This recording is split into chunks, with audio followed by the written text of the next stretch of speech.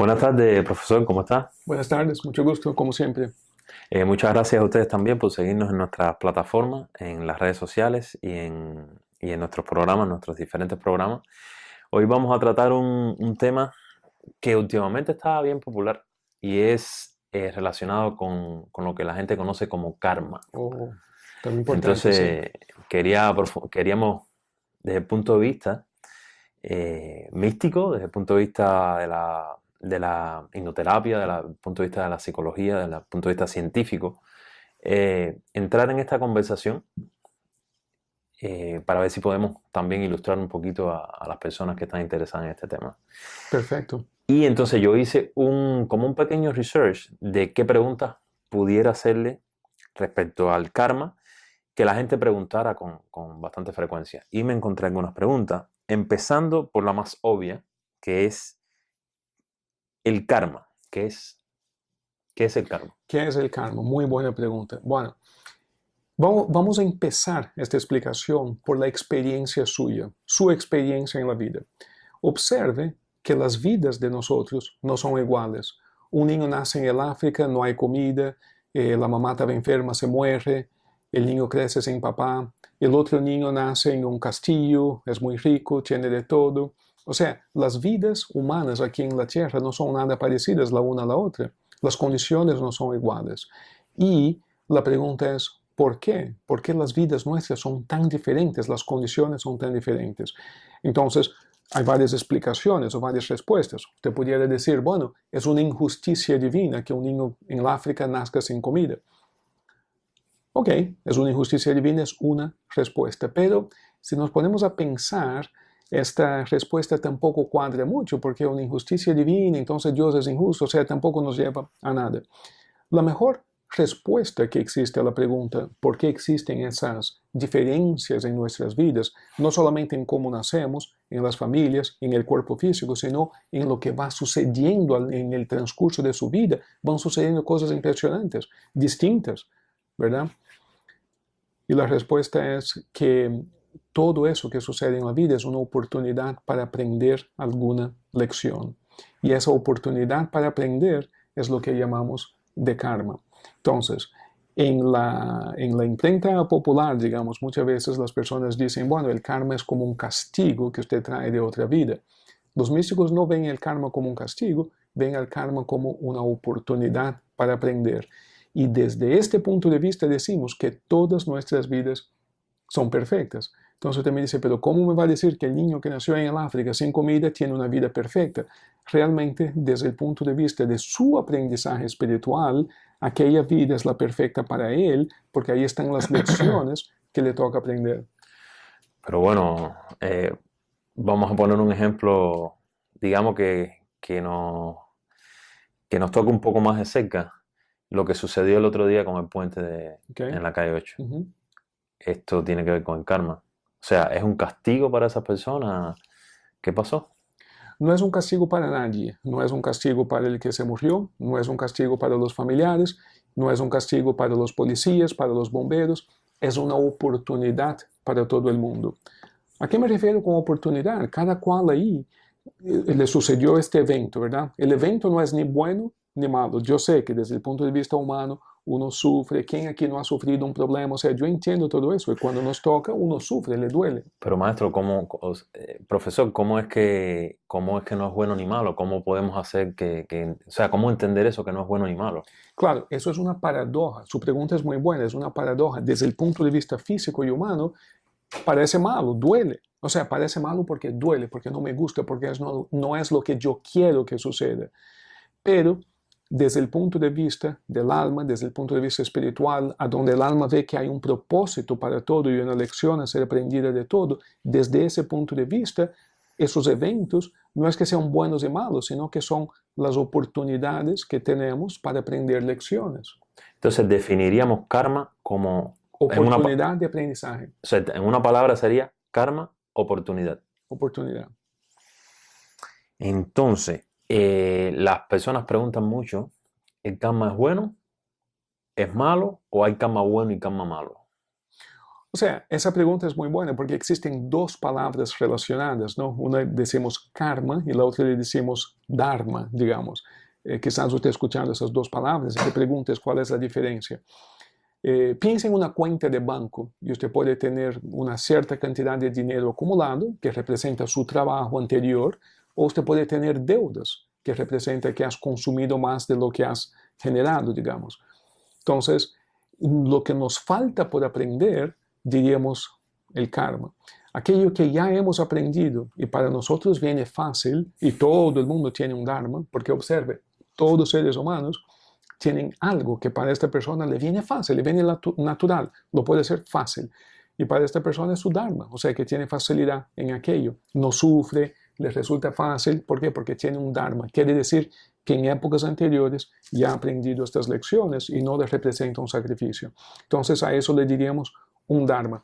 La clave para aprender las lecciones karmáticas está en su propio dharma. Cada ser humano es un ser completo. De aquello que careces, observe que usted tiene una contraparte que te sobra. Y si usted aprende a compartir aquello que te sobra, automáticamente está sanando aquello que te falta. Esa es la clave de la evolución espiritual. O sea que hay que trabajar buscando el balance entre aquello que nos sobra y aquello que nos falta. Correcto, compartir más de lo que te sobra para mejorar aquello que te falta. Eh, Usted me está hablando de oportunidades porque, o sea, de oportunidades de aprendizaje, o sea, teníamos que aprender algo. Ujú. Cada vez que viene algo que pudiéramos decirle que es karmático, una situación que no nos agrada, que es karmático, es porque ahí hay que aprender algo. Bastaría una vida para, digamos, aprender todo aquello que necesitamos aprender. Wow, tremenda pregunta. Mira, sí y no. Sí, no, Te voy a como eso. explicar.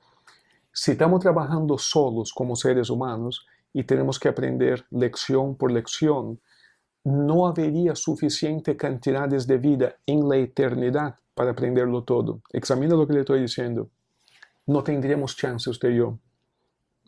Pero si alguien viene y nos enseña, o por decirte, si alguien viene y nos limpia, o si alguien viene y nos cambia por dentro, es como decirte, yo tengo una deuda tan grande que aunque trabaje toda mi vida no la puedo pagar, suponte. Pero viene un señor millonario que dice, bueno, no importa cuánto es su deuda, aquí está el cheque, me da un cheque en blanco e instantáneamente mi deuda se canceló, ¿verdad? Suponte un ejemplo de ese tipo. El karma es igual. Si tuviera nosotros Si tuviéramos que sanar nuestro karma aprendiendo lección por lección, sí sería muy difícil y quizás imposible. Pero existe una cosa que se llama la gracia divina. La gracia divina es como el cheque en blanco ese. El amor infinito de Dios por nosotros, que es el perdón absoluto, hace que aquellos que busquen, pero yo no digo en el sentido así religioso de la palabra, pero aquel que busque compenetrarse con su propia alma, con su propia divinidad, como que se le van quitando cargas de arriba, por decirte así. Profesor, pero hay una, disculpe que Y lo entonces en interrumpa, una vida sí se pudiera sanar todo. disculpe que lo interrumpe, pero vamos a hablar de algo que es real. Hay muchas personas que no creen en Dios, Ujú. así, tan simple como eso. Yo O creo sea, que ¿cómo hablar del karma, de la gracia divina, de la oportunidad que nos da Dios, ujú. a esas personas que no creen en Dios? Yo creo que la suposición esa es excelente, la respeto mucho y conozco miles de personas que a lo mejor dicen lo mismo. Y cuando converso profundamente con esas personas, todas creen en Dios. Lo que sucede es que usamos palabras diferentes. Ya. Porque si yo te digo, tú crees en Dios, y tú me dices, bueno, ¿qué tú quieres decir con la palabra Dios? Y yo te digo, mira, Dios es un hombre con una barba blanca, sentado en un trono, arriba de una nube. Y usted me dice, no, yo no creo en eso. Entonces yo diría, tú ves, tú no crees en Dios. Y no sería justa esa conclusión. Lo que le quiero decir es que tenemos que pensar un poquito en qué quiere decir la palabra Dios, qué definición tiene usted de la palabra Dios. La definición que usted tenga de Dios está bien, cada cual entiende a Dios a su manera, pero lo que le quiero decir es que algunas personas dicen, yo no creo en Dios, y yo digo, está bien, ¿y cómo tú vives su vida? Suelto me dice, no, yo vivo mi vida tratando de hacer lo bueno por mis vecinos, yo ayudo a la gente que no puede, yo digo, bueno, eso me parece más creencia en Dios que cualquiera. ¿Me comprende? Entonces, tiene una definición diferente de la palabra Dios. Hacer el bien por amor al bien es creer en Dios. O sea, que creer en Dios es solamente una expresión que algunos utilizan y no es importante. Si usted me dice que no cree en Dios, pero ayuda a su vecino, o sea, perfecto, también lo mismo. Es solamente una forma de hablar, es un código que algunos utilizan y otros no. Pero, pero nadie aquí diría que da lo mismo hacerle una trampa al sujeto por gusto a verlo sufrir versus hacer un bien por amor al bien. Nadie diría que esas dos cosas son la misma. Entonces, el que trate de hacer lo mejor de uno por amor al bien, bueno, en nuestra definición es igual a decir que cree en Dios. Sí, lo que pasa es que, como decía uno de nuestros maestros, la semántica divide al hombre. La semántica divide. Y la palabra Dios se ha, digamos, manipulado mucho. De acuerdo. Estaría más bonito decir, bueno, está bien, si crees en el amor, estamos hablando de lo mismo. Estamos hablando de lo mismo y el amor no es otra cosa que compartir de sus talentos. Entonces, me viene un ejemplo a la mente. Imagínese una persona que te diga, tengo mucho problema económico, no tengo dinero, ¿no? Pero suponte que sea una persona muy alegre, muy buena en el aspecto social y va a una fiesta y le resulta fácil conversar con las personas y presentar el uno al otro y conectar a la gente. Esa persona tiene un dharma en el aspecto social, en el aspecto del habla, ¿verdad? Pero tiene un karma, digamos en este ejemplo, en el aspecto económico, le falta dinero. Entonces, ¿a qué me refiero con unir su dharma a su karma? Entonces esa persona dice, bueno, como a mí me resulta fácil presentar a la gente, hablar y hacer fiesta y socializar, voy a hacer una reunión y voy a unir toda la gente. Le presento este a este, le conecto este con este y voy uniendo a la gente. Y cuando va a ver, alguien dice, oye, pero usted me parece muy sociable, ¿por qué no hacemos una...? Y cuando va a ver, se les resuelve el problema económico. ¿Y cómo se resolvió? Porque la persona empezó a compartir aquello que tenía de sobra, digamos así. Entonces, cuando estamos compartiendo lo que tenemos, estamos en el amor, estamos en el otro idioma semántico, estamos en lo divino, en lo de Dios, ¿no? Basta empezar a compartir. Aquí hay un tema detrás de lo que estamos hablando que no lo estamos tocando directamente. Cuando nos hacen la pregunta, ¿una vida es una vida suficiente para limpiar nuestro karma? O sea, ¿por qué hablan de una vida? O sea, que hay más vida, reencarnamos. La reencarnación o esta teoría de la reencarnación está ligada al concepto del karma. Ujú. ¿Existe una vida o muchas vidas? Ok, entonces, ambas respuestas son correctas. Todo depende de cuál ángulo estás mirando. Si nosotros somos a la vez un ser humano y un alma, ¿verdad? Depende de a quién usted le pregunta si hay muchas vidas o no. Cuando usted le pregunta a la parte humana, usted y yo decimos sí, hay muchas vidas. Pero si usted le pregunta al alma, te diría no, es solamente una vida. Y esta una sola vida del alma esa se manifiesta en muchas encarnaciones, pero no solamente en encarnaciones, se manifiesta en muchas experiencias, inclusive muchas no en la tierra. Entonces, desde el punto de vista humano, decimos, sí, hay muchas vidas, pero desde el punto de vista espiritual, decimos, no, solamente hay una vida y esta vida, en esta vida yo vivo muchas experiencias en la tierra y muchas experiencias no en la tierra también. Hay una pregunta interesante y que digamos que tiene que ver con, con la parte religiosa. Las personas, o sea, la mayoría de las personas que son religiosas, o digamos, sí, para no generalizar, las personas que son religiosas, digamos que su fe o su confianza o la base de su creencia está en lo que la Biblia dice. Partiendo de ese punto de vista, ¿hay alguna referencia del karma en la Biblia? ¿O que O muchas, se hable sobre el muchas. karma, sobre la reencarnación? Muchas. La primera que me viene a la mente es cuando Jesús mismo dice que los pecados de los padres pueden pasar hasta la séptima generación de los hijos, ¿verdad? ¿Qué quiere decir eso? Quiere decir que un karma, por ejemplo, en un antepasado nuestro, puede ser que nos afecte, o sea, los hijos, los nietos, los bisnietos, hasta por 7 generaciones. No me acuerdo qué pasaje es que Jesús dice eso. Hay un otro pasaje que dice que había un hombre que era ciego de nacimiento y un discípulo le pregunta a Jesús, ¿y ese hombre, quién pecó aquí? ¿Este hombre pecó, lo cual se refiere a las vidas anteriores, o pecó sus padres? Indicando que el pecado de los padres o el karma pudiera pasar a los hijos también. Entonces el tema del karma aparece en muchos aspectos diferentes, o sea, el tema del castigo, del karma, o sea, aparece en varios aspectos. Pero note algo, ya que usted me pregunta de Biblia. Si usted examina el Antiguo Testamento completo, usted ve la ley, ¿verdad? Y usted ve la cuestión de una ley severa, a donde el sujeto comete pecados o transgresiones a la ley y es como que condenado. Sin embargo, Jesús te habla de una forma diferente, te habla de un Padre amoroso que perdona todo. Entonces ahí usted ve una enorme diferencia entre el Antiguo Testamento y el Nuevo Testamento, porque el Nuevo Testamento, desde el punto de vista bíblico, representa eso que estamos hablando, que es la gracia divina, que es el perdón de los pecados.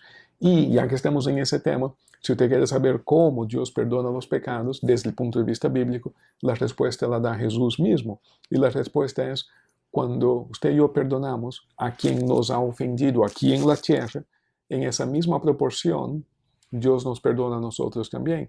Como nadie está libre de pecados, si usted quiere que Dios te perdone, basta perdonar al que te ha ofendido a ti. Es un tema, la vida es perfecta en ese sentido. Entonces, cuando alguien te hace un daño, no se preocupe, perdónalo lo más rápido posible. Porque mientras más rápido lo perdone, más rápido Dios te perdona también. Me río porque es que hay un tema interesante en esta cuestión de perdón entre nosotros y de perdón de Dios a nosotros. Significa que si Dios es capaz de perdonarnos a nosotros es porque nosotros somos capaces de transgredir una ley de Dios.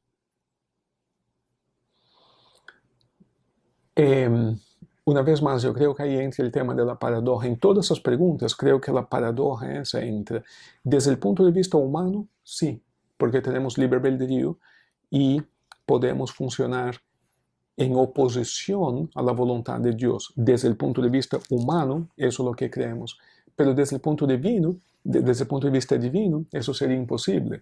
Entonces, yo realmente no creo que Dios perdone en este sentido que usted me pregunta, porque para perdonar, primeramente haría falta haber juzgado, o sea que Dios tendría que haberte juzgado, encontrándote culpable, fallaste, erraste, pero no te preocupes, yo te perdono. Y como Dios sería incapaz por su propia naturaleza de juzgar a un hijo, tampoco lo pudiera condenar y por lo tanto no tendría sentido el concepto de perdón. Entonces, cuando te hablo de eso, de que perdona para que te perdone, estoy hablando desde el punto de vista completamente humano. Yeah. Es como un incentivo para perdonar a mi vecino. Entonces, la creencia de que Dios me está perdonando es un incentivo para perdonar, pero realmente, por lo que entendemos de la naturaleza divina, sería imposible que Dios perdonara porque no te ha juzgado, te ve como perfecto. Ya, volviendo un poco al tema, porque creo que nos Yeah. fuimos un poquito en esta cuestión del perdón. ¿Cómo es que podemos comprender dónde está el karma en nosotros?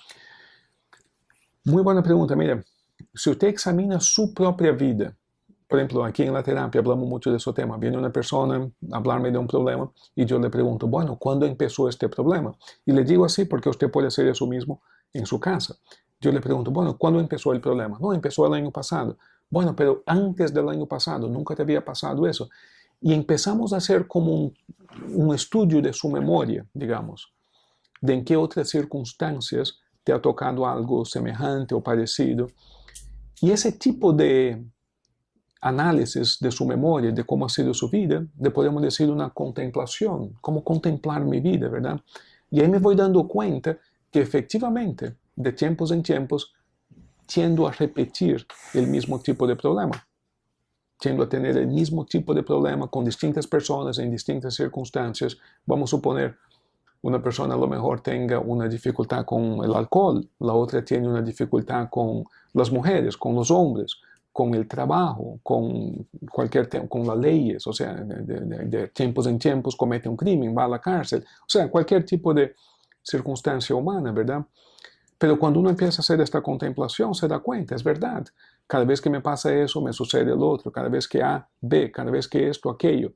Entonces, cuando usted encuentra esta sucesión de eventos que se parecen, has encontrado un patrón que se repite. Por detrás de ese patrón hay un karma, hay una lección que aprender y no la estamos aprendiendo y por lo tanto se repite el mismo evento. Profesor, pero hay algo, o sea, usted me está hablando de una contemplación. Cuando usted me menciona la palabra contemplación, me viene la escena de que yo estoy, digamos, meditando o estoy relajado en un lugar sentado pensando bueno, qué problemas tengo, cómo puedo solucionarlo o cuál es la oportunidad que tengo en esta situación. Hay una forma más fácil de comprender dónde está el karma. Pero antes de hablar de una forma más fácil, ¿por qué huir de esta contemplación? Por ejemplo, Sócrates, el famoso filósofo de hace 2500 años atrás, decía, una vida no examinada no vale la pena vivirla. Nosotros en la cultura moderna, como que tenemos cierto, no queremos mucho examinarnos un poquito, ¿no? Pero, ¿cuál, ¿cuál es el otro propósito de la vida que usted encuentra? O sea, si no es examinarnos y crecer, ¿qué otro propósito hay? Este es el propósito, entonces, ¿por qué huir de esta tarea? Yo creo que es bueno de vez en cuando sentarse en una silla, como usted dice, y como que examinarse un poquito, qué estoy haciendo, cómo estoy viviendo, cómo soy, cómo no soy, qué me falta, qué tengo de sobra, qué puedo compartir. Ese tipo de autoanálisis o autoexamen o un examen de conciencia me parece muy sano y me parece necesario. ¿No te parece algo bueno? No, a mí me parece algo bueno, simplemente estoy siendo mensajero de las No, yo preguntas. sé que te parece algo bueno porque usted lo hace, pero mi pregunta es, ¿a dónde usted ve, digo, para que nuestros Sí, hermanos, sí, claro, por ¿a dónde supuesto. usted ve la parte difícil o la objeción a ese proceso? Yo creo que la objeción estaría en que o sea, muchos nos dirían, pero yo no tengo tiempo para estar contemplándome. Ujú. Mi ¿Entiendes? respuesta es, usted no tiene tiempo para no hacerlo. Fíjese, Ya.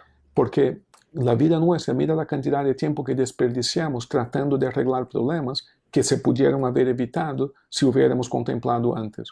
Entonces, cuando una persona me dice, es que no tengo tiempo para eso, yo digo, mi hermano, tú no tienes tiempo para no hacerlo, porque te cuesta mucho más no hacer la contemplación. Vivimos una vida menos eficiente y menos provechosa. No tenga miedo a la falta de tiempo. Dedícate unos 5 minutos por día a ti mismo, porque si no es para ti mismo, entonces, ¿para qué sirve? O sea, su vida es eso mismo. O sea, contémplate a ti mismo para crecer. Sí, yo creo que es importante ahí definir quién es ti mismo.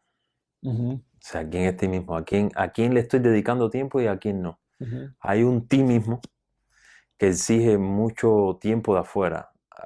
Tienes que trabajar, tienes que pagar esto, tienes que... No es exactamente el ti mismo que usted está mencionando. De acuerdo. Hay una dualidad, sí. Que es lo que decimos la parte humana y la parte interna, la parte sentimental, digamos. O sea, ese otro ti mismo, digamos, el yo interno ese, Ujú. la voz esa que sentimos en nuestra conciencia, yo creo que la mayor parte del tiempo no le dedicamos mucho tiempo, casi ninguno. Y lo que le propongo es que dediquemos más. Como por ejemplo, compartir este programa con nosotros. Es una forma de entrar en esos temas. Yo quería referirme porque a esta pregunta que le hice en específico, ¿cómo podemos sentir, o sea, cómo podemos averiguar dónde está el karma en nosotros cuando pasa una situación?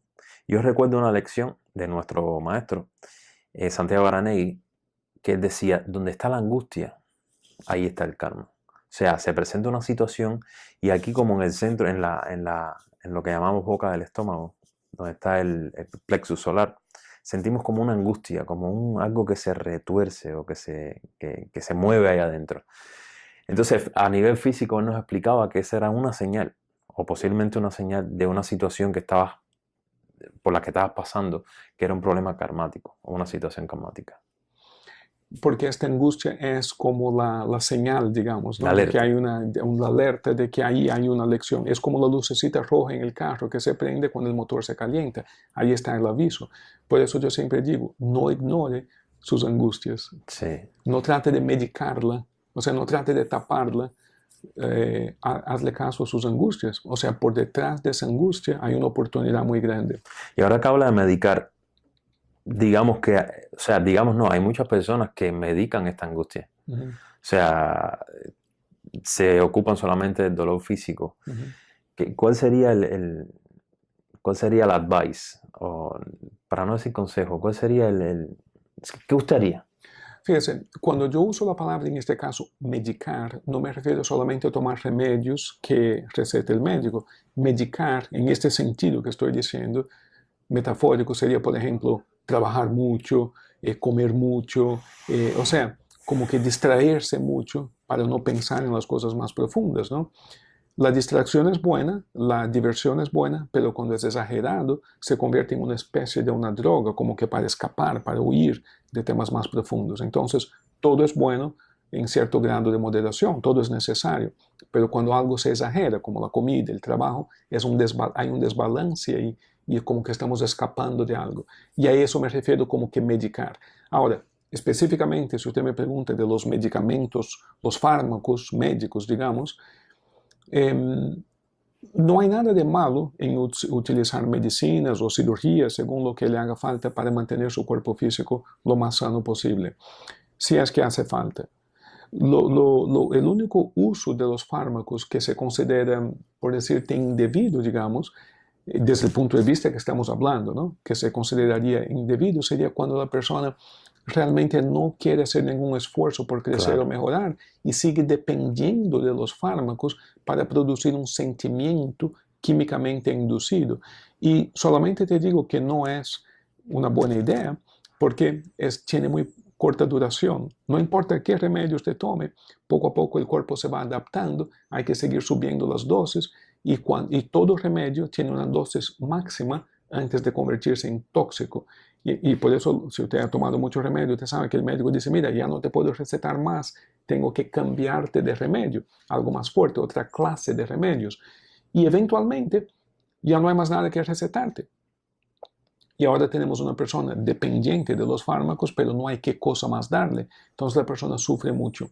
Se crean grandes disturbios porque hay esa dependencia química. Pero eso no pasa cuando la persona usa los fármacos de una forma coherente, digamos, que vendría a ser algo parecido a una muleta, por ejemplo. El sujeto tuvo un problema en la pierna, camina con la muleta hasta que la pierna se recomponga, ya no le hace falta la muleta. Entonces, si la persona tuvo un problema, se siente mal, tomó algún remedio para poder seguir funcionando, pero mientras tanto sigue trabajando en sus temas, ok, es un uso válido, justo. Qué bueno que en la ciencia moderna tenemos fármacos de estos tipos, pero no te hagas dependiente, o sea, no sustituya el trabajo que te toca hacer como ser humano por una pastilla, porque no te va a resolver el problema. Te va a dar una sensación de funcionabilidad mientras tanto, pero el verdadero problema no te va a arreglar. Entonces sigue trabajando en ti mismo porque vale la pena. Bueno, continuamos trabajando en nosotros mismos. Digamos que idealmente llegamos a limpiar todo nuestro karma. ¿Qué sucede entonces? Toda persona que ha llegado a algo parecido a limpiar todo su karma, le ha nacido un profundo amor y compasión a la humanidad y ha querido continuar funcionando como ser humano para ayudar a los demás. Eso es universal. Los grandes maestros, los grandes avatares, los grandes gurús, o sea, son todas personas que han llegado a una parcial o casi total limpieza de sus karmas, o total, no sé, porque eso solo Dios sabe, pero le ha nacido como un amor a la humanidad y lo que quieren es trabajar todos los días compartiendo con los demás, ayudando a los demás a lograr lo mismo. Le nace un amor muy grande y quieren compartir. Profesor, además bueno, de lo que hemos estado explicando, ¿hay algún ejercicio práctico que podemos comenzar a practicar, valga la redundancia, para ir como, digamos, limpiando nuestro karma, por decirlo de alguna forma, o ir trabajando más en nosotros mismos? Sí, uno de los consejos más, es muy antiguo, es la base de todas las religiones, por ejemplo, del budismo, el cristianismo. O sea, una idea muy buena para empezar es empezar eliminando de nosotros todo tipo de agresión. Si usted quiere empezar su jornada, su proceso de crecimiento humano, digamos, busca en ti mismo si hay agresión en ti. ¿A qué me refiero? Si usted rompe las plantas por gusto, si usted patalea un animalito feo, o sea, ese tipo de cosas, ¿no? Quizás no usted que nos escuche, pero me entiende. Entonces, en esas actitudes, en estas acciones, hay como una agresión.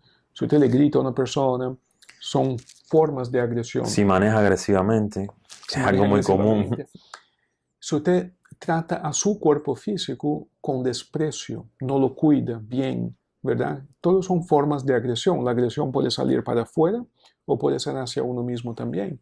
Son formas distintas de agresión. Entonces, busca en ti mismo si hay agresión en ¿Cómo ti. buscamos? ¿Cómo buscamos? Yo creo que hay que hacer eso que estamos diciendo, ¿no? Bueno, las angustias que usted dice es una indicación, es como una alerta, pero también yo creo que vale la pena invertir unos 5 minutos todos los días en la calidad de su vida. Sentarse en una silla, cerrar los ojos y como que contemplar su vida un poquito, a dónde hay problemas, a dónde hay dolores, a dónde hay angustias, a dónde hay fallos, a dónde reincides en distintas cosas. Entonces, pregúntate a ti mismo, como si estuviera hablando a otra persona, pregúntate, ¿hay agresión en mí? O sea, pregúntate.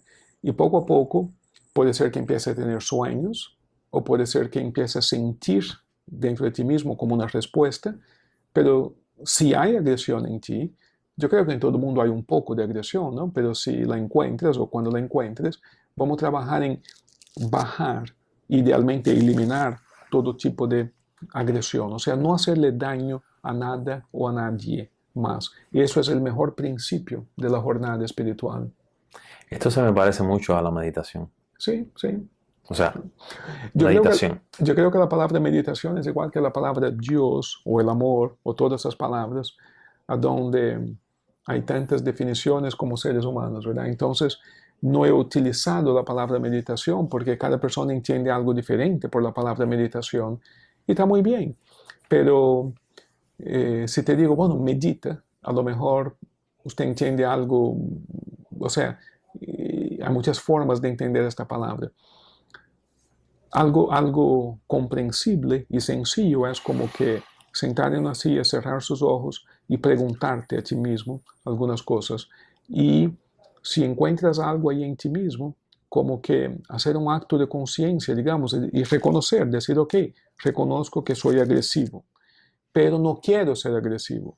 Entonces, a partir de hoy voy a trabajar en ser menos agresivo. O sea, que esa fórmula, ¿no? Reconozco que soy agresivo, no quiero ser agresivo, entonces a partir de hoy voy a trabajar en ser menos ofensivo, agresivo con los demás y conmigo mismo.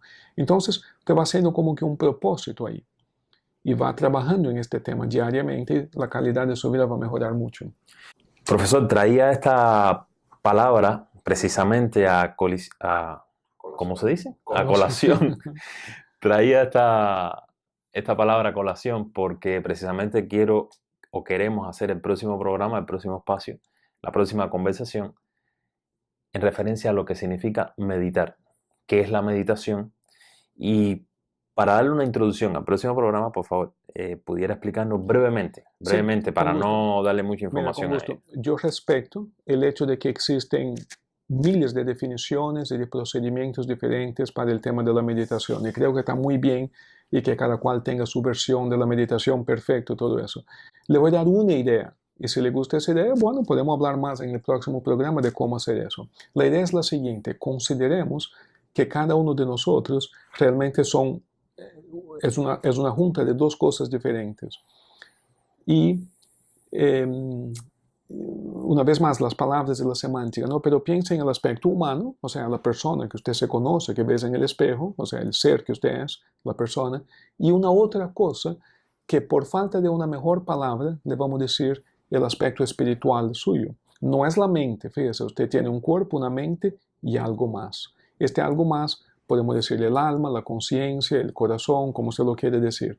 Pero vamos a decir, no estoy hablando de la mente, estoy hablando de la persona, y estoy hablando de esta otra cosa que le voy a decir el alma, digamos así. La meditación sería como que conectar las dos y hacer de dos uno por un momento. Piensa en ese modelo. Entonces te dice, bueno, pero por el medio de los dos está la mente. Yo sé, la mente siempre está ahí en el medio, tratando de traducir, ¿no? Lo que dice el alma, lo que dice la persona. Pero imagínese que por un instante la mente ya no esté en el medio y por lo tanto lo que es la persona y el alma se convierte en una sola cosa. Esa imagen o esa explicación quizás no sea la más completa, pero imagínate eso por hoy y prueba usted.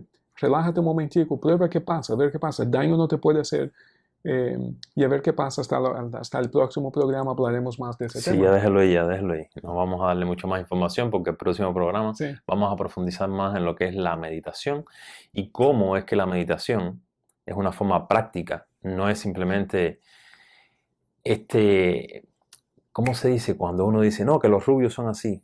Este estereotipo Ujú, de la persona con los brazos ujú, ujú, cruzados, los ujú. dedos así unidos diciendo Om. O sea, eso es un tipo de meditación, pero para el O occidente es es una otra forma de cosa. entrar, yo no diría que es un tipo de meditación, yo diría que es una manera de entrar en meditación. Ok, Es una manera de entrar. ok, ok, ok. Bueno, el próximo programa los invitamos para que participen con nosotros en esta conversación maravillosa sobre qué es la meditación y cómo nos va a ayudar eso. Ok, Yo vengo al muchas, programa. muchas gracias, profesor. Muchas gracias. Encantado. Felicidades a todos, Felicidades hermanos. a todos.